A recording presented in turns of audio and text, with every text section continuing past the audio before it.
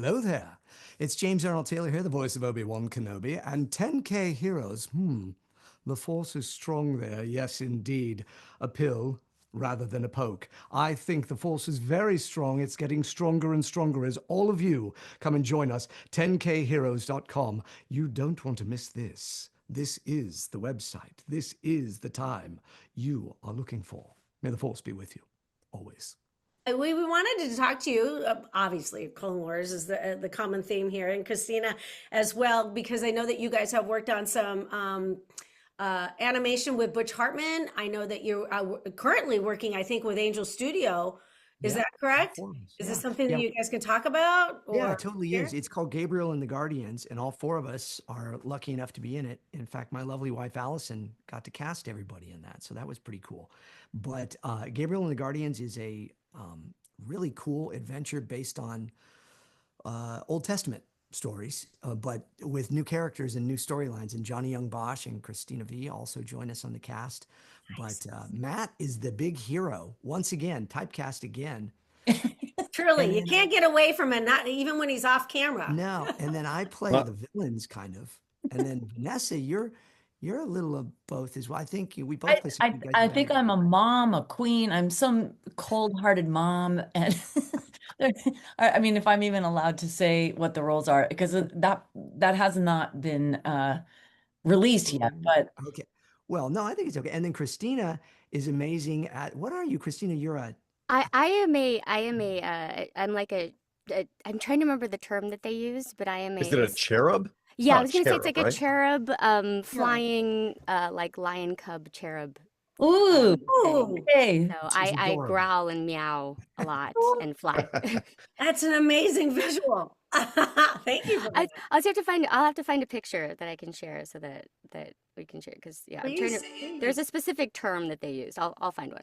But. And speaking of visual, the animation is astonishingly brilliant. I mean, the anime, it's more sort of has an anime feel to it, which is I've never seen anything like it. It's just gorgeous to watch. Yeah, I will echo that. Go ahead, when Matt. they first showed me the trailer, I was watching on an iPad, and it's eye candy.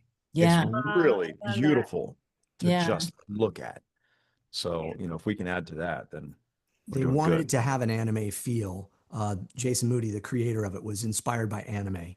And so, but they wanted anime with a really positive message. And so it's like, go figure, or a faith-based message.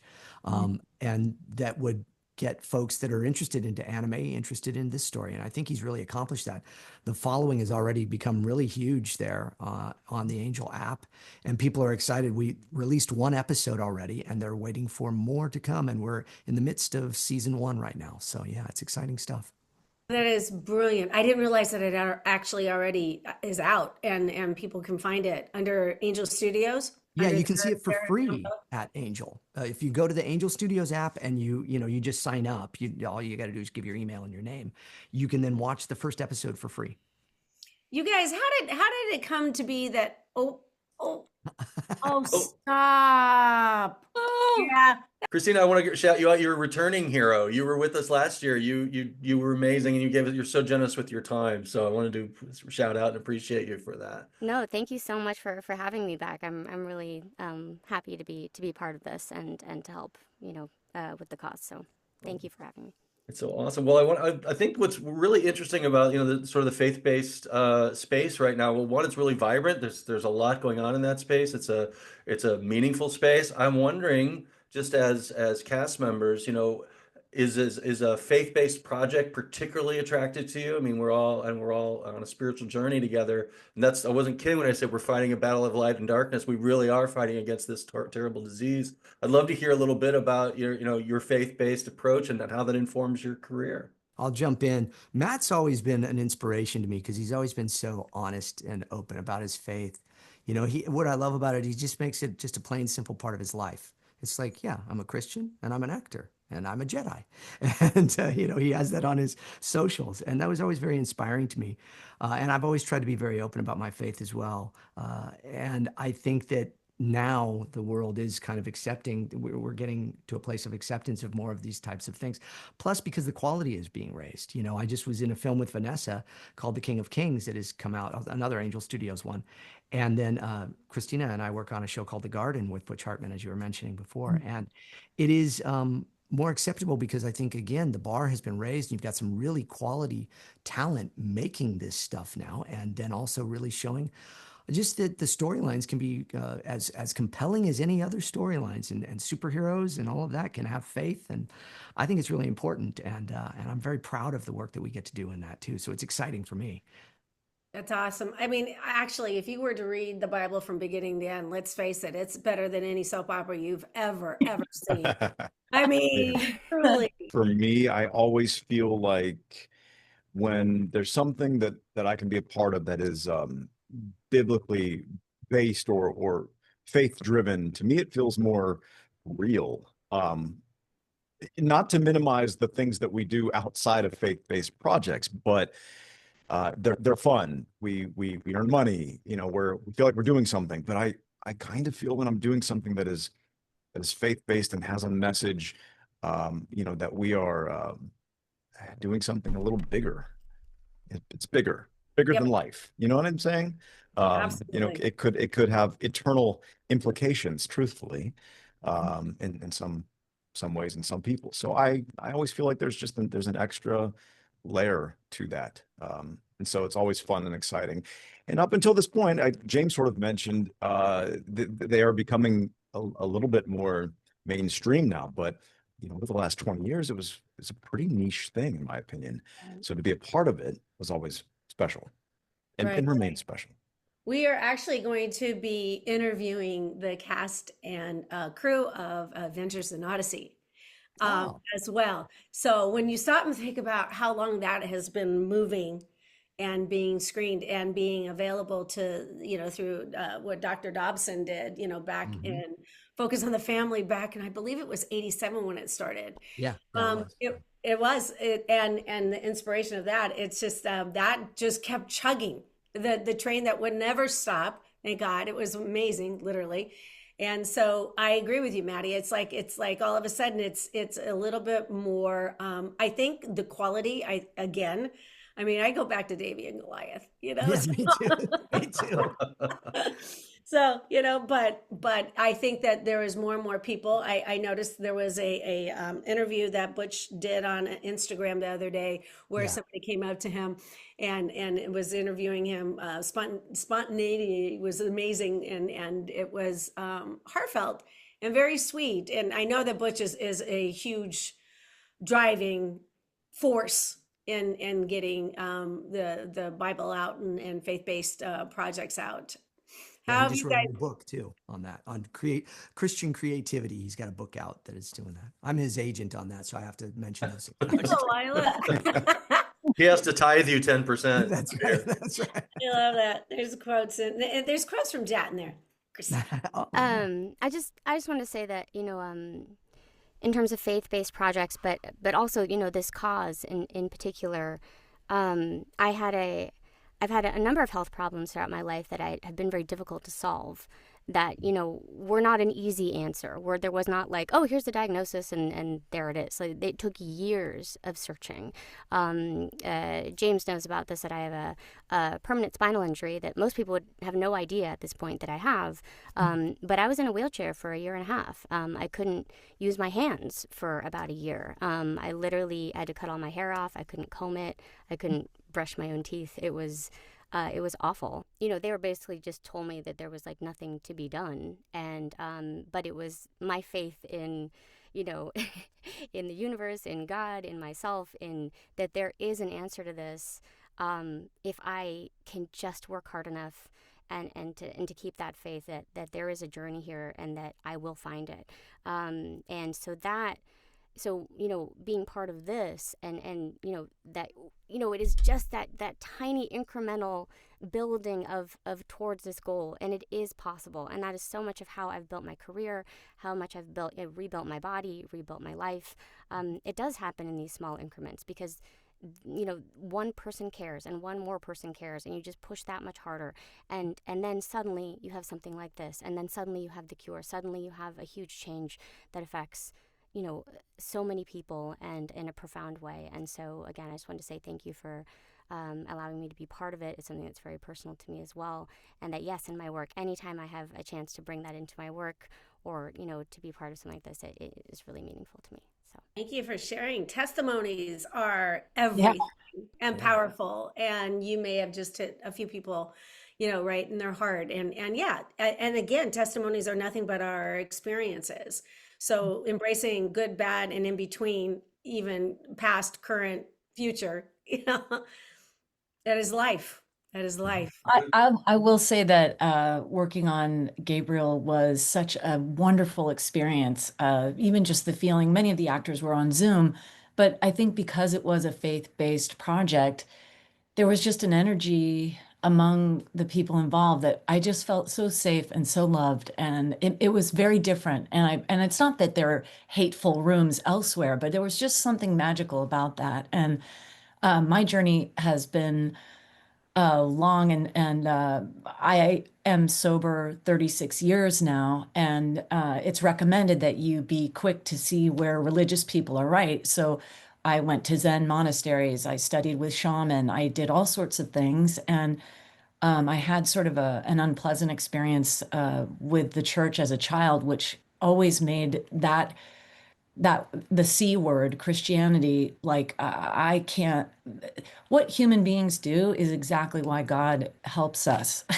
I can't blame God for what human beings have done, but it's been a quest for me. And I was looking for God in all the wrong places, in alcohol, in food, and all. I'm maintaining a 50-pound weight loss for 20 years now. So what is that miraculous energy that has helped me sort of seek God and results in the right places? I don't know what the name for it is, but I will say this, as long as we're giving testimony. I was in a car accident in 2019, sitting at a red light. A car hit me going 50 miles an hour from behind, just sitting there. The only thing that happened was I went, I shattered 3 teeth in my mouth, and I had to have total bite reconstruction surgery. And of course, we make a living with our elocution. So there were times when I was doing CBS jobs and this and that, like hoping that they didn't notice. I was like, but here's what's interesting. When I got in the rental car,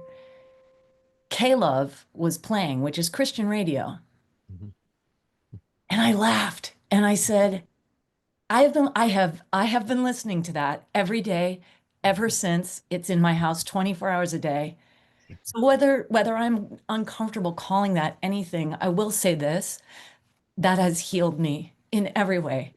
And I don't mention specific details to people because there's so much judgment against that word. But I will tell you that something has entered my heart, and to have a friendship with James, James and I pray. He sends me scripture, and it means the world to me. So while I'm still trying to forgive human beings for what was done when I was a child, and I may struggle with calling that something, I'm deeply grateful that no matter what, the light is the light, and the power of the light exists and transcends and heals. And it, even in spite of any of my efforts to diminish it, I am still called in this direction. So I am grateful for my own kind of healing. And I sponsor many other women, and I never specifically say what my faith is because everyone has their own journey. But I will say that there's all this comfort and there's all this love under this one huge umbrella, whatever it's called. I'm just grateful to be a part of it, and it speaks to my heart. And I feel like a miracle has happened in my life. And I didn't even care about the car accident because of the gift of that music in my life on a daily basis. So I just laughed at God and I went, okay, I get it. No big deal. And I've had the bite reconstruction surgery and I'm fine. And, God gives us these challenges once in a while, but sometimes it helps us open up and see the possibilities of community and kindness in the world. So you're a part of that, Collette. Your kindness to me in times of struggle. You've been so wonderful and lovely, and I'm just deeply grateful. So that's my long-winded journey. I have never answered that question in public, so this is kind of Thank you. the We're first honored. time. I feel honored that you are comfortable enough to share that with me. You know, you speak about praise and worship and how that healed you. And I've got to go back. The reason why Joe and I are even together, I mean, we worked on Scooby-Doo. That's how we met. Warner Brothers, thank you for that. But further on, we always knew that there was going to be a connection. Little did I know that Joe is actually a cancer survivor. Wow. I am a mom of, unfortunately, a child that passed away from leukemia. Wow. So through it's my testimony with regards to coming back again, Catholic, turned, born again, was similar to the worship note that you had, that a church actually, back in 87, 86, you would have to pay to see if you were a bone marrow donor. Mm. And there was a beautiful reporter out here in Santa Clarita Valley that actually put together a newsprint about my daughter Charisse, and everybody came forth paying for their church, paying for their members, paying for Magic Mountain employees, paying for New Hall Farm and Land, all of their employees to be tested to see if they would be a match for this little girl who lived in their community. And through that, I was introduced to a beautiful congregation, and Charisse wanted to go back after we were there for their bone marrow donor drive, and it was the music that became my therapy. So even after she passed away, that kept me coming back. So without making this too emotional, but you got to, again, back to Christina, you got to take your experiences in life and those bumps that literally are the polishing of the coal, the polishing of that jagged stone, to make you the person that you are, and to be compassionate, and to see past initial and we're so busy like summing each other up the minute that we see each other, that's just human nature. But to take a moment and actually see the spirit of everybody and where they're at is takes experience, takes time. So I am so beyond blessed to have been able to work with each and every one of you. I'm gonna kind of hip check us, unless Joe, do you have something to talk about your journey I and just want to say I'm humbled by this conversation. I've got my dumb list of questions here, and we're elevating well beyond them. Like we're in the stratosphere already, which is just such a delight with people like this on the call. I think, there's no greater leap of faith in going into the entertainment industry. True. Right. I think, and my journey to be in it, and my cancer journey, it have all sort of been intertwined. But the most powerful thing I think about it, you said it, Christina, was, the incremental aspects of it, right? That it is, and I think about the folks that we're helping with this campaign, families out there that have kids that are going through this terrible disease, hoping for, these clinical trials to come through. This thing is always on the horizon coming, and that people are hoping for this cure to arrive. And it is an incremental science, and we just got to keep pushing and keep hoping and keep working towards it. Hope plus work, right? And I think that dovetails right into the work that we do. We don't know what the next thing is in animation. You don't know what next year is going to bring. And so shining this light of 10,000 Heroes, of Animation Heroes podcast, of this campaign with Leukemia Lymphoma Society, it all blends together in a way that I really can't describe. I just know that the opportunity to be a part of something with Leukemia Lymphoma Society came up 25 years after I had been cured of Hodgkin's disease. It was a fatal disease 30 years before I got it. And 30 years after, suddenly it was the good cancer. And I never forgot, like, what happened? What happened in that 30 years? Well, people took a leap of faith. People put their heart and soul into it. People took clinical trials. People died, didn't make it, had hope, it didn't pan out, and then somebody lived, and then somebody lived, and then they lived, and then they nailed it, and they had the science down, right? And so I never could forget that for 25 years in the back of my head going, what was that? How did that happen? Turns out it was Leukemia Lymphoma Society that drove those clinical trials, saved my life. And then I had this opportunity to try to do something about it now that I had learned that when Leukemia Lymphoma Society and I got together. And then I called Collette and I said, because I knew Collette had lost her daughter so many years ago. And I said, honey, what can we do? Let's grab a barn and a curtain. Let's put on a show. Let's rope in everybody that we can from animation and look at these, these beautiful people have come out of this industry, present company included and elevated, to be a part of this. And it's our second annual. And the last thing I want to say, then I'll shut up, is we were trying to plan it last year and we were trying to find a date and we landed on Mother's Day weekend, not knowing. I said, well, what about, May 10th and 11th? And she was like, yeah, perfect. Like, oh, it's Mother's Day. And then I was like, I texted back, I was like, oh, and she went, that's perfect. Oh, it's Mother's Day. So beautiful. And Yes. so this is our second annual Mother's Day YouTube-a-thon 24-hour live stream. We're just going to hopefully be the most fun thing happening on the internet for fans of animation, the most impactful thing in terms of raising awareness and funding for this miracle cure that is on its way. And we hope shining a light of faith and hope for the families that are praying for a solution.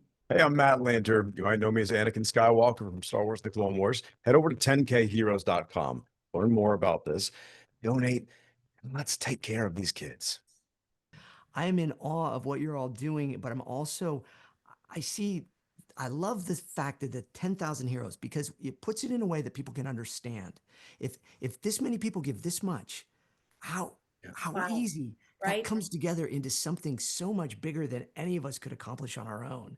And that's, I think, the most incredible part. We don't even need a Jedi mind trick here. I mean, it's just to say it's a simple amount of giving that can really help with something that is unbelievable. A pill? Are you kidding me? Instead of chemo and all of that. That's just, I think Joe and I have coined the phrase, from a mom's perspective. Again, you guys, you have to understand the hell that we went through of 6 years of in and out of remission with she had acute lymphocytic leukemia, ALL, and a pill instead of a poke. Yes, please. yeah. Yes, please. You have no idea what that would do. Oh, it's not even like, why is it taking this long to come up with that? So, in 89, I lost her in 1989. And I remember back then, we're so close to a cure. So it's just, come on, let's do it. Let's do it. Let's support whoever wants to do the research. So in the interim, let's not make it so devastating and so just heartbreaking for not just the child, but the grandparent who's standing there holding them while they're getting a spinal tap. The parent that can't. The countless amount of marriages that have been split because of this devastation. Right. It is a known and a common reoccurrence. It is just, yes, let's just keep supporting. So with that, I kind of want to hip check us into some fun stuff. I know. Let's go. Yeah.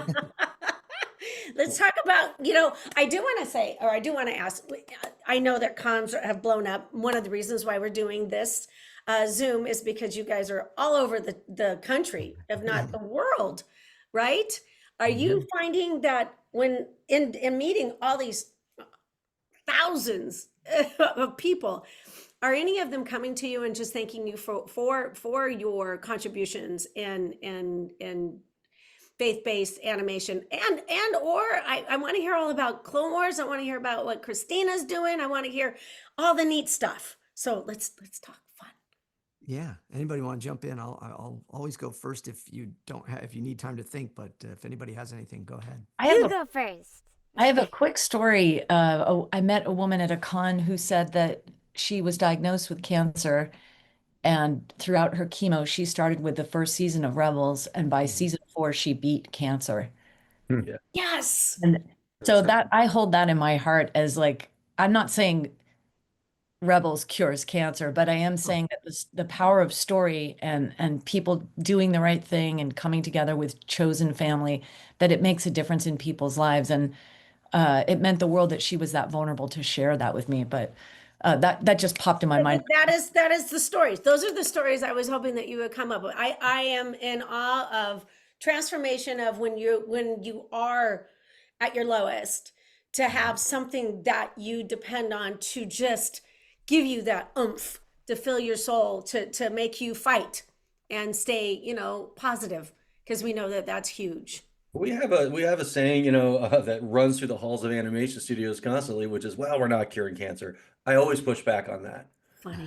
I think we're bringing light, love, and joy to people in the work that we do, and showing that there's paths forward, and happiness. Who knows? The mental state has such a big part, and the spiritual state has such a huge part in healing.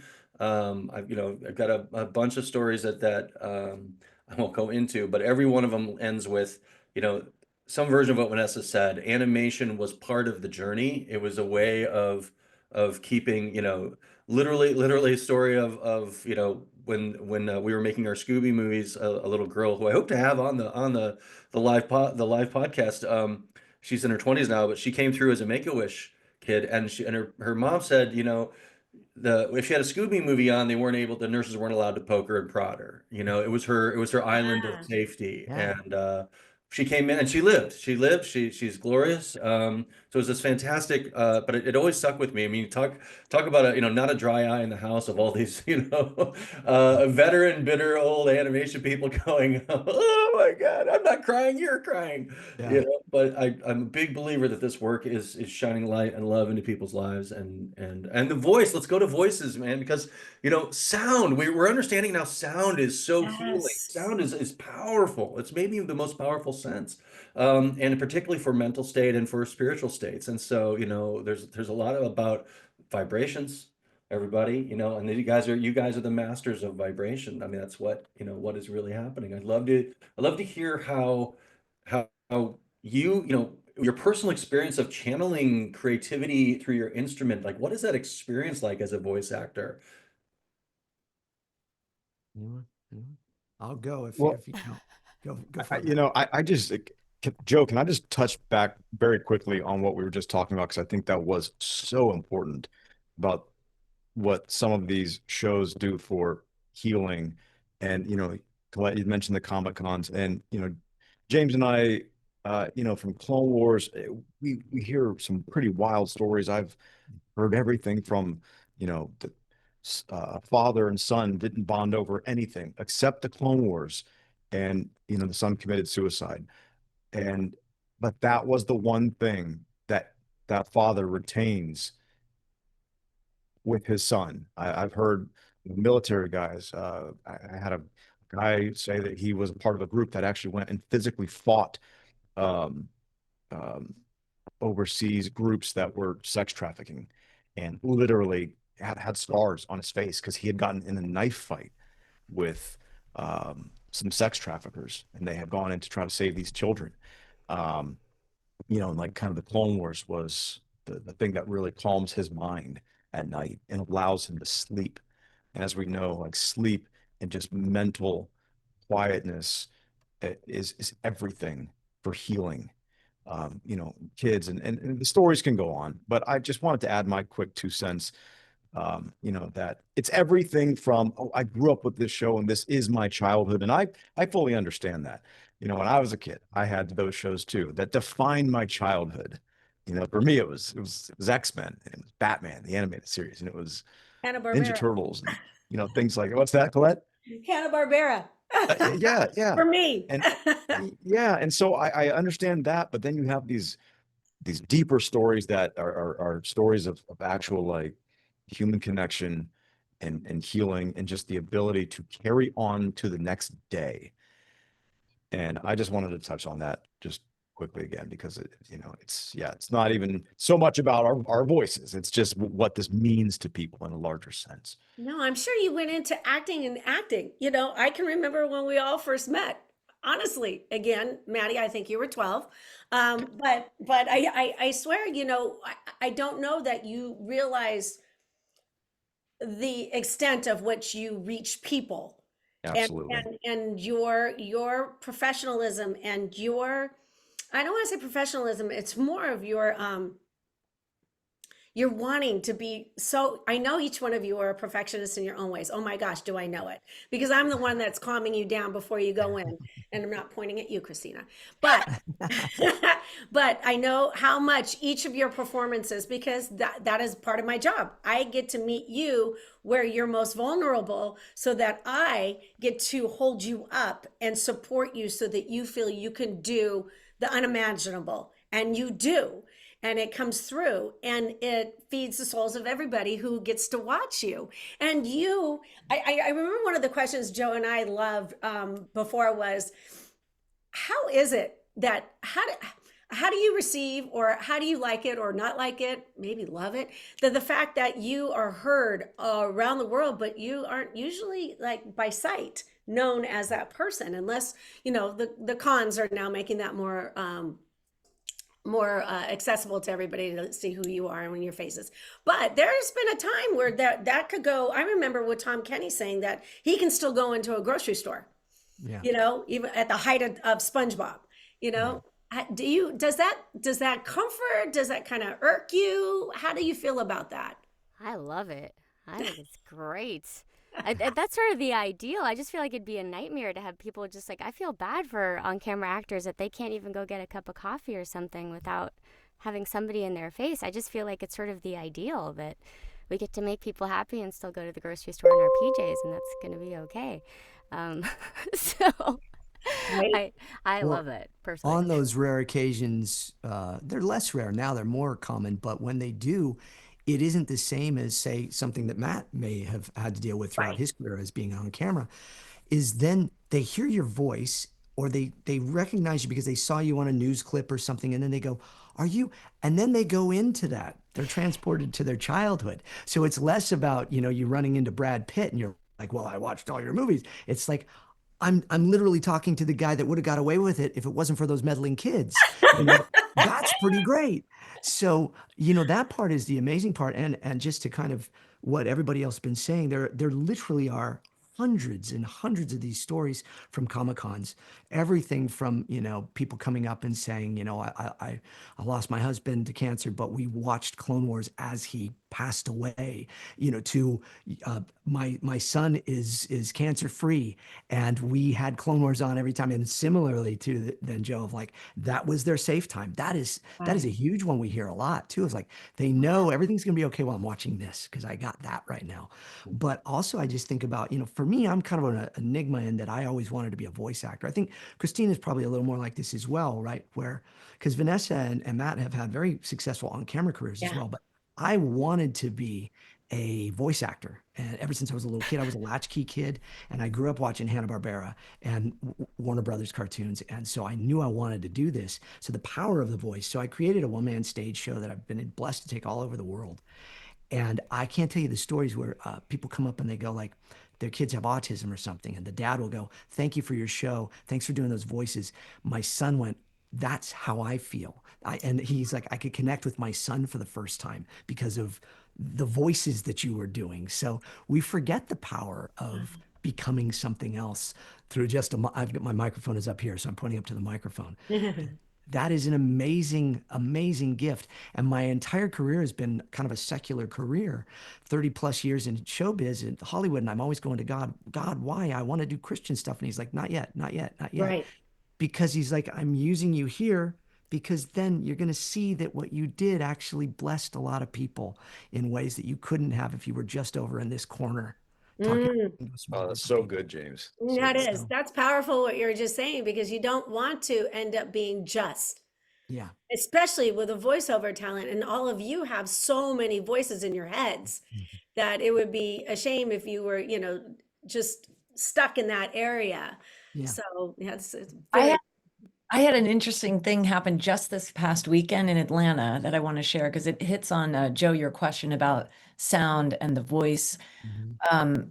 10 years ago at Dragon Con, I met a family, and after I signed pictures, the father came up to me and said, "Thank you so much for talking to my son. He's been nonverbal, but when he would hear your voice on television, he would speak. So Mhm. you've opened him up, and he will only talk to us if we play the sound of your voice." Now, I saw this kid this past weekend. He's now like 6'2". He was like, "Hi." Yeah, I mean, and I've seen him. I saw him one other con that I went to last year. But here's the interesting thing. The father came up to me after and he said, I can't thank you enough. And he told me he was a pastor. And I was like, this gets better and better. And then I sat on the plane. We were on the tarmac and there was a tornado warning. We were sitting there for 90 minutes.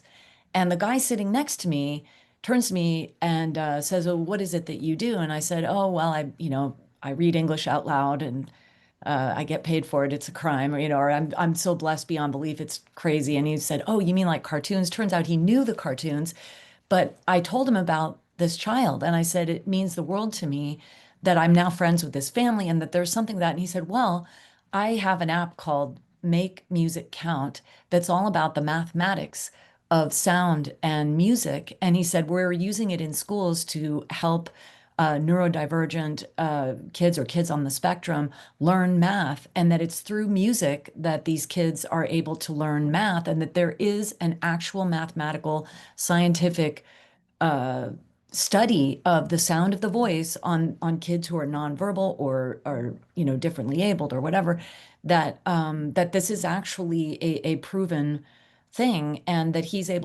now they're putting it in teen prisons, public schools, private schools, but as a learning tool for kids. And I just thought, and then we cut to later, turns out he played the organ in the church. So I was just like, man, my day gets better and better.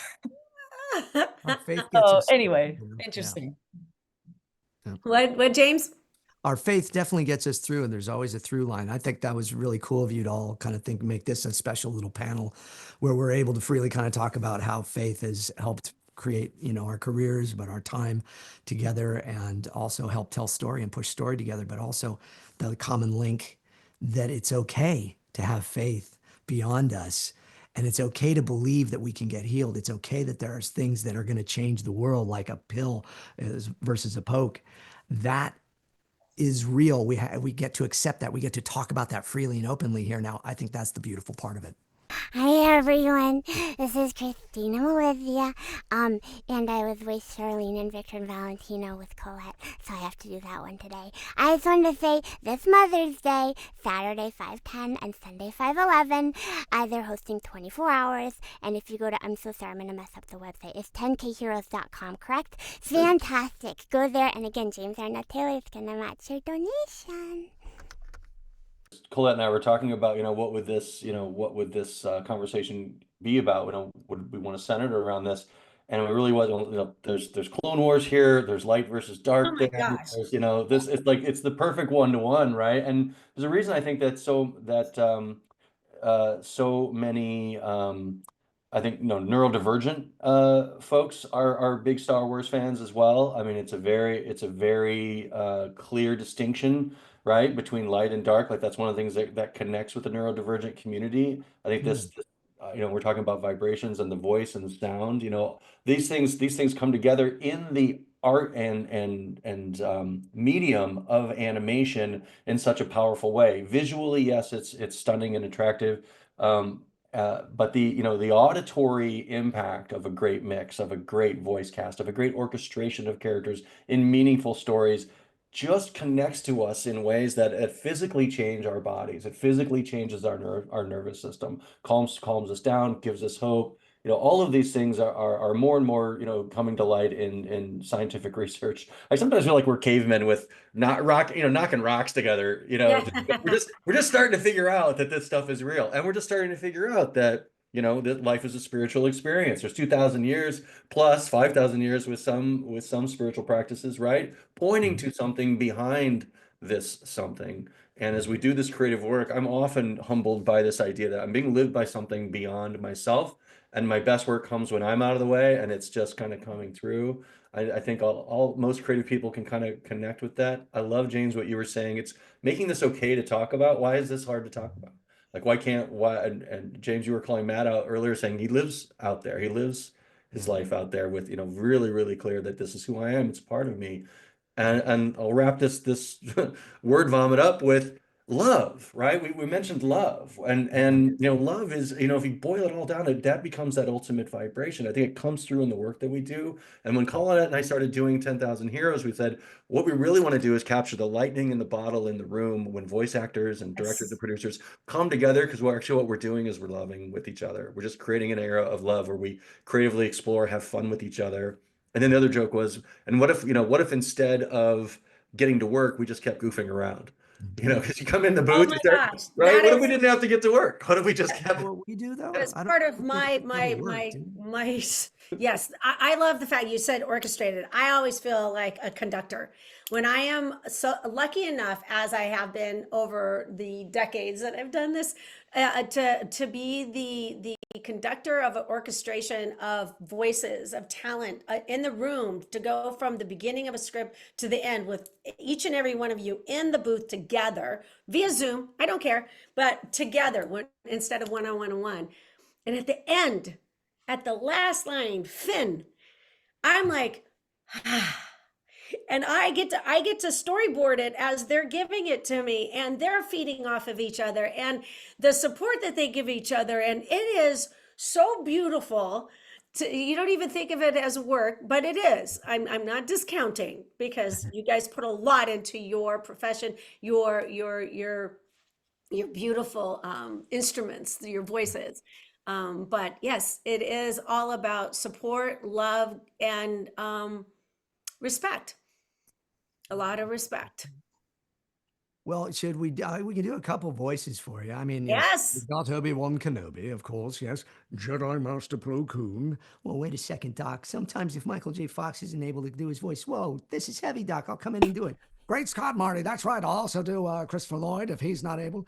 Speaking of Chris, I could do Christopher Walken for you if you want. It's crazy if you need a little cowbell, or Hiccup from How to Train Your Dragon, or Gingy, the gingerbread man, not my gumdrop buttons, or one of the other ones that Collette is cast me as, Captain Jack Sparrow Major, Willy Wonka. It was Willy Wonka. That's right. Johnny Depp. I knew it was a Johnny Depp one. So there, I had to throw some voices in for you all as well, because I people love it when he just "Who goes do the off like voices?" that. Yeah. It must get really, really, really, really crazy, busy, crowded in my head. Yeah. That is the fastest story that I'm going to tell you, though, you guys. I need you to know this. Willy Wonka is coming out, not out. Warner Brothers calls me, says, okay, we're doing the game. I need you to cast somebody. Okay, can you send me what Johnny sounds like as Willy Wonka? No. I go, you're talking Johnny Depp. The man goes into 50 different thousand faces and Never going to be the same. Yeah. So I said, you need to send me sound clips. Saw Johnny Depp on the red carpet the night before. They sent me like 3 or 4 sound clips. And I sat there when taking what he sounded like in his normal voice, sounding what he was doing in Willy Wonka, and I got the guy. We were in James's home. Jack opened up you had a rig then, it was amazing. And we literally dissected those 17 seconds. It was 17 seconds of dialogue they gave us. It was That's like it. one-liners That's it. from the whole movie. That's it. We had 2 6-hour video game sessions to do later in the week or whenever.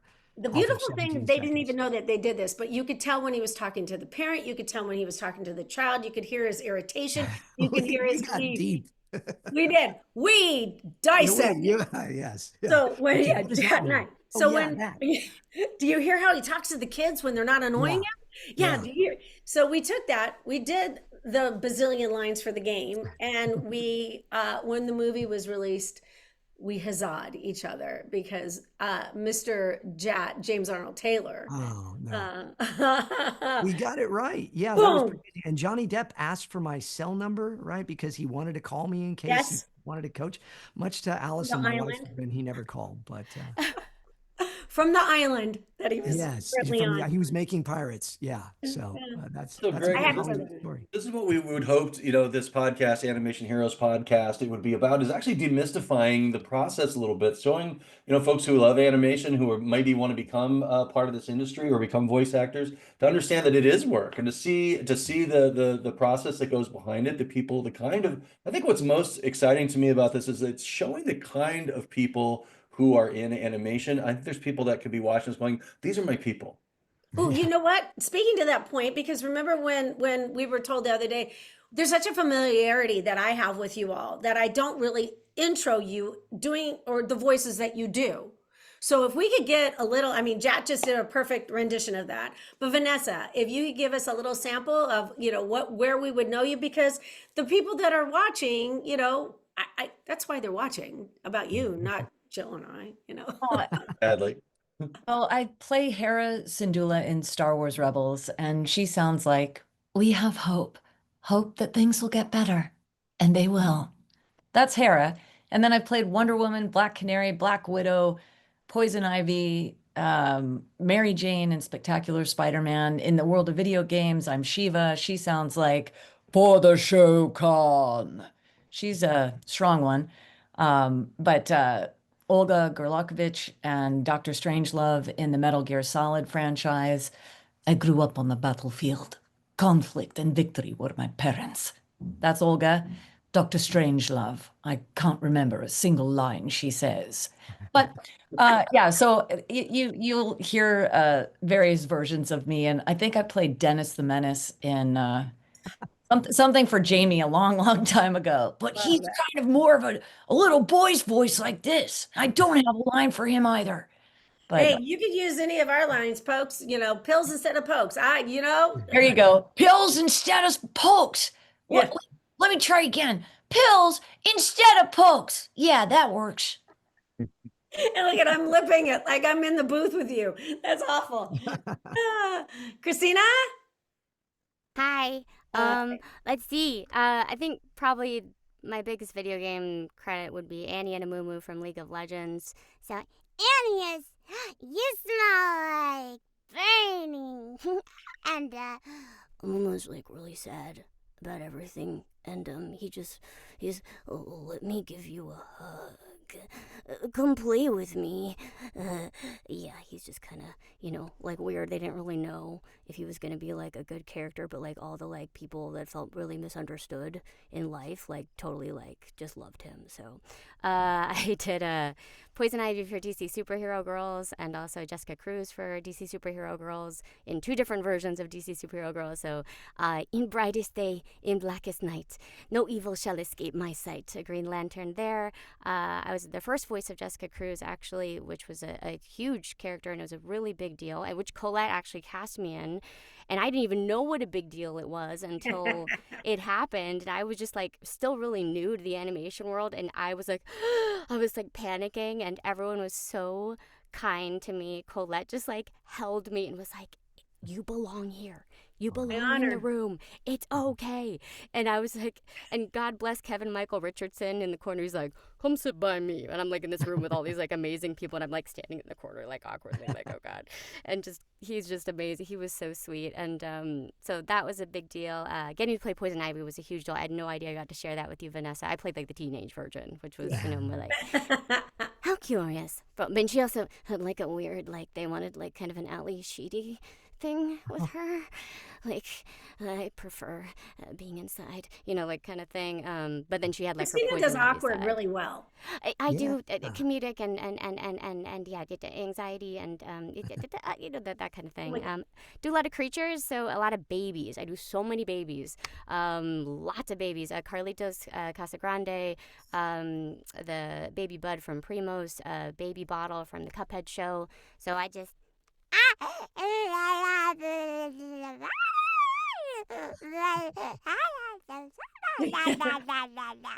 I'm gonna cut you off because we could be here all day. Right, you're so right. So there you go. There's some of them. Pitch any of your voices because I know we have to wrap. I've got okay, we are wrapping, so I will spare you any voices, especially after James. I can't do that anyway. So for VO, I am mostly known as Anakin Skywalker, which really is mostly my voice, a little deeper in the later seasons, but whatever. Collette, you've actually cast me as Harry Osborn and Flash Thompson, and I think Baylor Hotner. Yep. Which is a Taylor Lautner take, and I'm on camera. I've had a good career too. 90210 and Timeless on NBC, Jupiter's Legacy on Netflix. So I've had a wonderful career. Aquaman. But and Aquaman, yes, you're right. Blue Beetle, Blue Beetle. Venom. Yeah. Yeah. And Yeah. Yes, I was trying to wrap it up, James. I know, but I have But to, you just keep going. I love earn how my you guys no, but love each 10%. other's resumes. it's been great, and to to learn from some of these other wonderful people on the line here, and then obviously with you as well, Colette, guiding me through some of those roles. It's just been wonderful. So yes, You happy guys to be make here. my job so easy. Mr. Joe? Hey, I got a question for you guys before we wrap. This is a big one, guys. What's the legacy you hope to leave behind, not just as voice actors, but as people of faith? James, why don't you head that one up? Because I know you got a bolt. I do. I have to jump. It sounds so Hollywood.